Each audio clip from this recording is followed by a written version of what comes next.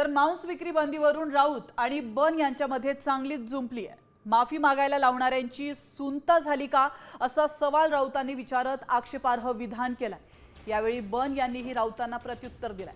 तर काय म्हणालेत राऊत आणि बन आपण पाहूयात। कोण काय तो असे मागणी करतोय तो कोणी साला मराठी माणूसच आहे ना तो, त्याची सुनता गेली आहे। विचारा जाऊन त्याला, मी बरोबर बोललेलो आहे। नरेंद्र मोदी, अमित शाह, देवेंद्र फडणवीस यांच्यासारख्या प्रवृत्ती महाराष्ट्राला, मराठी माणसाला नामर्द करण्याचा कसोशीनं प्रयत्न करतायत की त्यांनी लढण्यासाठी उठू नये स्वाभिमानाच्या प्रश्नावर। पण महाराष्ट्र स्वाभिमानी आहे। एखाद्या महिलेला शिव्या देणं हा भारतीय जनता पार्टीचा पुरुषार्थ नाहीये।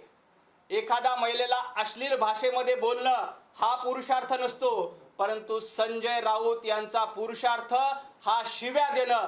एखाद्या मराठी माणसाला, मराठी पोराला त्याची सुनता झाली का, तो नपुसक आहे, अशा पद्धतीचा सवाल विचारताना संजय राऊत यांनी 10 वेळा विचार करावा।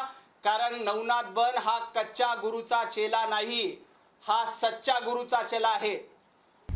आता isakal.com आहे देशातील नंबर 1 ची मराठी न्यूज वेबसाईट। प्रत्येक अपडेटसाठी isakal.com ला नक्की भेट द्या।